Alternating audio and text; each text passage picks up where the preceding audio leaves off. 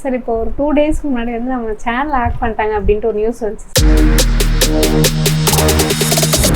நம்ம ஒன்றும் அவ்வளோ பெரிய யூடியூபர்லாம் கிடையாது. இப்போ தான் ஆரம்பிச்சு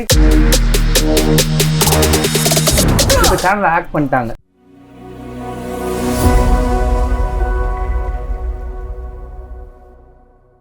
சார் இப்போ ஒரு 2 டேஸ்க்கு முன்னாடி வந்து நம்ம சேனல் ஹேக் பண்ணிட்டாங்க அப்படின்ட்டு ஒரு நியூஸ் வந்துச்சு சார். அது யாருக்குமே தெரியல. ஆனால் அப்புறம் வந்து எல்லா வீடியோ பார்க்க போனவங்களா அந்த வீடியோ எதுவும் காட்டல அந்த மாதிரி இருந்துச்சு. அது என்ன சார் உண்மையா சார் அது? ஆமாம், ஆக்சுவலாக நம்ம சேனலை வந்து ஹேக் பண்ணிட்டாங்க. இன்றைக்கே ரொம்ப ஷாக்கிங்காக இருந்தது. நம்ம ஒன்றும் அவ்வளோ பெரிய யூடியூபர்லாம் கிடையாது. இப்போ தான் ஆரம்பிச்சு கொஞ்சம் ஸ்டூடெண்ட்ஸ்க்காக அப்படி போடலாம் அப்படின்னு தான் பிளான் பண்ணியிருக்கோம். ஒன்று ஆக்சுவலி இப்போ தான் நாங்கள் பிளானே பண்ணிகிட்ருக்கோம். இது வரைக்கும் நாங்கள் பண்ணது நம்ம யூடியூப்பில் போட்டது எல்லாமே சும்மா ட்ரையல் தான்.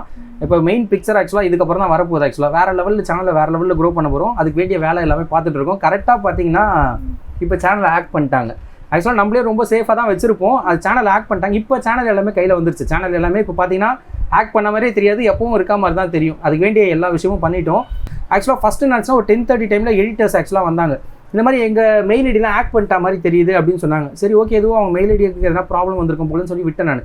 அப்புறம் நைட்டு ஒரு 11:30 11:45 டைமில் அந்த மாதிரி நான் எப்பவும் ஆக்சுவலாக என் யூடியூப்பில் பார்த்தீங்கன்னா சப்ஸ்கிரிப்ஷன் இருக்கும்ல, சப்ஸ்கிரிப்ஷனில் போய் பார்த்தோன்னா ஃபஸ்ட்டு நம்ம பிபி அகாடமி தான் காட்டுற மாதிரி இருக்கும். நான் அதை பார்த்தோன்னே என் சேனலே நம்ம சேனலே காட்டலேன்னு ஒரு டவுட் வந்தது. சரி ஓகே அப்படின்னு சொல்லிட்டு மற்ற யூடியூப் சேனலில் சும்மா சர்ச் பண்ணி பார்க்கலாம். பிபி அகாடமின்னு ஒன்று வரவே இல்லை.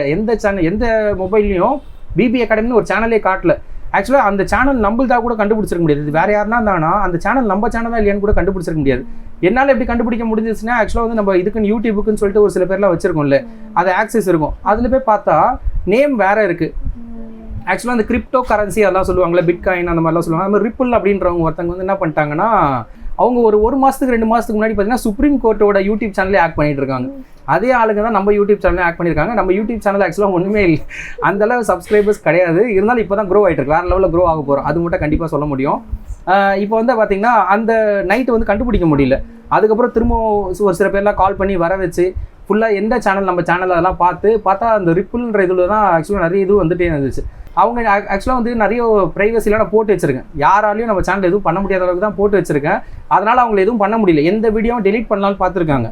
உள்ளே வந்து எல்லா வீடியோ டெலிட் பண்ணலாம், எந்த வீடியோ டெலிட் பண்ண முடியாதனால உட்காந்து மெனக்கட்டுன்னு உட்காந்து எல்லா வீடியோ ப்ரைவேட்னு போட்டு எல்லா வீடியோ ப்ரைவேட்டாக மாற்றிட்டாங்க. சப்போஸ் நம்ம அந்த வீடியோ போய் அதெல்லாம் போய் கிளிக் பண்ணி பார்த்தா கூட ஸ்ட்ரைட்டாக அவங்க இதுக்கு போயிடுது. அவங்க எதை ஷோ பண்ணணும்னு நினைக்கிறாங்களோ அந்த இதுக்கு போய் அந்த வீடியோக்கு போய் கரெக்டாக காட்டுற மாதிரி ஆகிடுது.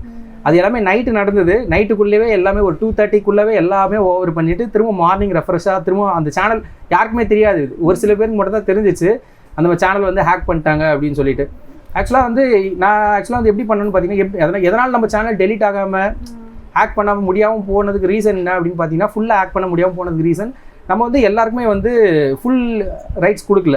எல்லாருக்குமே எடிட்டர் ரைட்ஸ் தான் கொடுத்துருந்தோம். அந்த எடிட்டர் ரைட்ஸ் பதிலாக வேறு ஏதாவது ரைட்ஸ் நம்ம கொடுத்துருந்தோம், மேனேஜர் ரைட்ஸ் அது மாதிரிலாம் கொடுத்துருந்தோன்னா சேனலே இதுக்கப்புறம் நம்ம கையில் கிடச்சிருக்குமான்னு தெரியாது.